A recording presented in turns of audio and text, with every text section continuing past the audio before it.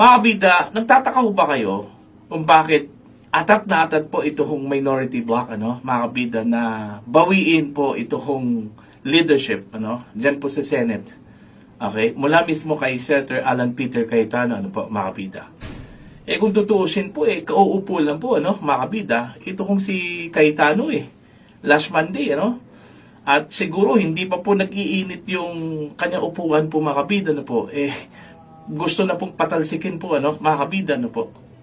Okay? Now, may sense po yung sinabi po ni Miss Cathy Binag, mga kabida, kung bakit atat na atat po ito hong minority bloc na palitan ito hong si Cayetano, mga kabida.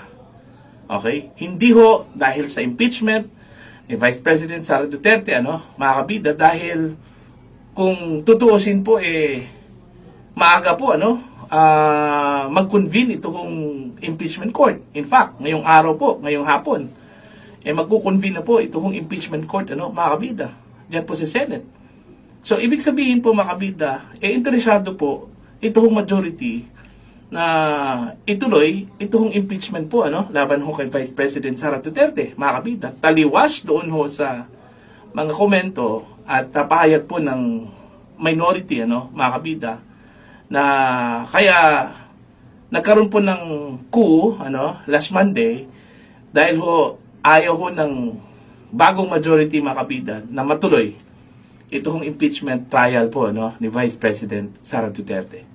So, hindi po dahil sa impeachment, mga kabida, po. Eto, pakinggan muna natin, ito hong si Miss Cathy Binag sa kanya hong vlog, mga kabida.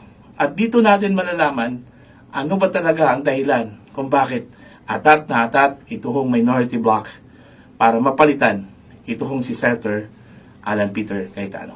Narito po. Diyos ko, ang daming kaganapan na nangyari sa Senado, pero isa lang ang mapapansin nyo. Pinagkakaisahan ang bagong liderato at mukhang bitter ang lumang liderato. Samantalang, nung pinalitan si Senate President Chis Escudero, napaka-gentleman at walang nagsalita at tahimik lang lahat at tinanggap nila ang pagpapalit. Pero this time, bakit nagkakagulo? Bakit may mga gumagawa na issue? Parang malapelikula ang nangyayari at binabaliktad pa ang bagong liderato. Actually, hindi na bago kasi dati sila yung majority rin. Okay, why? Simple lang. Huwag na kayong magtaka. Natatakot silang buksan ang Blue Ribbon Committee hearing tungkol sa flood control trillion scam projects. Bakit kanyo? Dahil pag binuksan ang Blue Ribbon Hearing Committee na yan, na walang filter, walang pili, walang kaibigan or kamakamag-anak, tatamaan talaga ang mastermind at matutumbok natin. Kasi, yan lang naman yun Kunwari, impeachment, hindi ho, ang impeachment matutuloy. Nakita nyo naman ang sinabi ni Senator Alan Peter Cayetano or Senate President Alan Peter Cayetano na magko-convene na sa Lunes ang impeachment. Ang problema dito, ibang kinatatakutan lang. Ang tunay nilang kinatatakutan ay ang magiging hearing sa flood control scam projects. Bantayan nyo sa mga susunod na araw. Ayun, may sense po, mga kabida. Ito kung sinabi po ni Miss Cathy Binag, po. Okay? May posibilidad na ang rason kung bakit po atat na atat po, mga kabida, ito kung minority bloc, na bawiin ang leadership po ng Senado, mga kabida. Because, takot daw, ito kung minority, na buksan muli ito kung Senate Blue Ribbon Committee hearings, mga kabida. Okay? Kung maalala po ninyo, mga kabida, nung panahon pa po ni Lacson, ang dami yung kritisismo po, dito ko sa handling niya sa Senate Blue Ribbon Committee patungkol ho sa investigasyon po, mga kabida, sa flood control scam. Okay? Kasi may mga personalities po, mga kabida, na hindi man lang binanggit, o hindi man lang inimbita, mga kabida, para to shed light sa mga aligasyon po, mga kabida, kahit na po pinangalanan po, mga kabida, ng mga witnesses dyan po sa Senate Blue Ribbon Committee.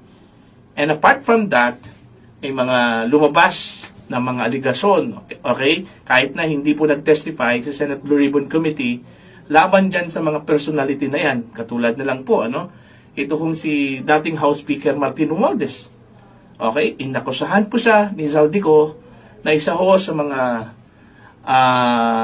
perpetrators, mga kabida, dito ho sa issue po ng flood control scam, mga kabida, po. Lalong-lalo na po, doon ho sa 2025 national budget, Okay? At pangalawa po, mismo yung isa sa mga witnesses po nila, dyan po sa Senate Blue Ribbon Committee, si Mr. Corley Vizcaya, nabanggit din ang pangalan po, ni dating House Speaker Martin Romualdez, na binigyan daw nila ng kickback mula sa flood control projects ni Vizcaya po, mga kabida.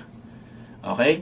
Plus, naroon pa yung statement mula kay Orly Gutesa na nag-deliver daw siya ng milyon-milyong peso po, na isinilid po sa maleta at i-deliver po doon ho sa bahay po ni Romualdez. Okay? Ayon po kay Gutesa, sa may McKinley Street, sa may Taguig. Okay? Plus, ito hong isiniwalat po ng mga dating mga sundalo. Okay? Mga kabida. So, all those statements were not included doon ho sa Senate Blue Ribbon Committee, mga kabida. Okay? Lalong-lalo na po yung kay Zaldico, Kasi sabi po ni Senator Panfilo Lacson, walang probative value daw yung statement ni Zaldico, mga kabida. Diba? So, bakit po ganon? Bakit hindi ho sinali yung mga statements na yon? Mahalaga po yun, mga kabida. Pwede hong gamitin yon, to pursue itong investigasyon na ito. Okay? Kasi ang impression po ng taong bayan po, mga kabida, po, may protektahan daw ito hong si Senator Ping Lacson. Kaya hindi daw niya isinali, ito hong mga potential witnesses na ito laban po dito sa mga personalidad na posible hong involved sa corruption po, sa flood control projects, mga kabida, po. Diba? So, since taliwas po, yung pananaw po ni Lacson, okay, at yung dati hong chairman po ng Senate Blue Ribbon Committee na si Senator Marcoleta, mga kabida, patungkol ho sa treatment dyan ho sa issue po ng corruption sa flood control, okay, natatakot daw itong minority bloc, kung saan kabilang ito hong si Lacson, mga kabida, na mapunta doon ho kay Marcoleta, ito hong Senate Blue Ribbon Committee chairmanship, mga kabida. Kasi, matapos pong nakuha po ni Senator Alan Peter Cayetano yung Senate presidency po, lumutang yung pangalan po ni Marcoleta po, mga kabida, na siyang kukuha ho sa chairmanship po ng Senate Blue Ribbon Committee. At kung yun po yung mangyayari po, posible hong bubuksan muli ni Marcoleta ito hong Senate Blue Ribbon investigation. Patungkol ho sa flood control projects, mga kabida. Alalahanin po ninyo, hindi pa po tapos, okay, yung Senate Blue Ribbon Committee hearing. Sinuspindi lang po yun, mga kabida. In fact, yung report po, mga kabida, ni Senator Panfilo Lacson, initial lang po yun. Alright? Initial lang po, mga kabida, okay, na isinabmit niya doon ho sa Office of the Ombudsman. Okay? Now, kung totoo po itong sinabi po, ni Miss Cathy Binag, na takot itong minority sa Senate Blue Ribbon Committee na baka buksan muli ito, mga kabida. Okay? Dapat pong matakot po, ito hong minority bloc. Dapat pong matakot po sila, mga kabida, dahil dito ho sa magiging Senate Blue Ribbon Committee hearing po, kung sakali man po mapunta po kay Marcoleta ito hong Senate Blue Ribbon Committee, okay, dito ho ma-unveil, okay, at dito lalabas, mga kabida, ang totoong mastermind sa issue po ng corruption sa flood control projects. Okay? Marami hong hindi naniniwala po, na si Zaldico, si Romualdez, ang mga masterminds dito, mga kabida. Now, kung marami hong naniniwala na si Romualdez at saka si Zaldico ang hindi totoong mga mastermind, ibig sabihin ho ba may mas mataas pa sa kanila, mga kabida? Okay? At yun ba yung pinoprotektahan po, ng minority bloc? Okay? Yun yung tanong po, mga kabida, po? Okay? Hindi daw ang impeachment trial po ni VP Sara po yung dahilan eh. Kung bakit atat na atat po ito kong minority para po bawiin muli yung leadership po dyan po sa Senado. Ano? Kasi kahit na po makabida, minority man o majority, ang hahawak po sa Senate, it doesn't matter. Para sa akin po, it doesn't matter. Why? Because ang voting po ng mga senator judges po makabida is individual, hindi ho grupo.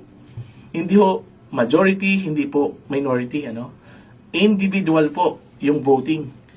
So kahit po makabida, ang pinuno po ng Senado ay si Lacson, o di ba kaya si Soto, o sino man po dyan po sa minority, makabida, it doesn't matter. Kasi hindi po mai-erase ang katotohanan, makabida, na marami pa rin mga pro-Duterte o allies ni Sara Duterte dyan po sa Senate. Okay? Kung magbubutuhan man po after dun ho sa mga pagdinig sa impeachment trial po ni Sara Duterte, mga kapita, marami hong naniniwala na ma-acquit ito hong si Sara Duterte, mga kapita. Okay? Kasi mas madali po yung threshold ng acquittal kumpara sa conviction. Okay, si acquittal po mga kapida, siyam lang po ang kailangan, And since meron na pong siyam mga kapida, itong mga kaalyado po ni Sara, okay, regardless kung minority man o majority, mga kapida, basta siyam yung mga kaalyado po ni Sara Duterte dyan po sa Senado. At pwede pa po itong madagdagan po, mga kapida, kasi meron pang Loren Ligarda, meron pang Pia Cayetano, mga kapida, and most probably meron pang Mig Zubiri. Okay? So, mas madali po, yung acquittal, okay, kaysa dito ho sa conviction. Kasi gaya na sinabi ko po, mga kabida, mas mataas ang threshold ng conviction. Imagine 16 senators po ang kailangan po, mga kabida, 16 votes para to convict Vice President Sara Duterte. Samantalang, siyam lang po ang kailangan para ma-acquit po si Sara Duterte, mga kapita. So, kung totoo man po yung sinabi po ni Kati Binag, dapat kabahan po, mga kabida, ito hong minority block. Alright? Kasi ito hong si Marcoleta po, hindi ho mahilig magpatumpik-tumpik yan. Okay? Tinutumbok talaga yan kung ano po yung ugat, mga kabida. Po? Walang pakialam kung kalyado man o kalaban po sa politika, mga kabida. As long as mayroong madiscovery ho siya, dun ho sa course po ng pagdinig, ng Senate Blue Ribbon Committee, ang masasabi ko lang dyan, mga kabida, patay kang bata ka, Okay. So, yun po, mga kabida. So, para po sa inyo, ano po ang inyong pananaw at opinion ho dito? Okay? Totoo kaya itong sinabi po ni Miss Kati Binag, na ang dahilan kung bakit atat na atat po itong minority block, mga kabida, na bawiin itong Senate leadership mula kay Cayetano is because sa Senate Blue Ribbon Committee, mga kabida, at hindi ho itong impeachment trial po, ni Vice President Sara Duterte.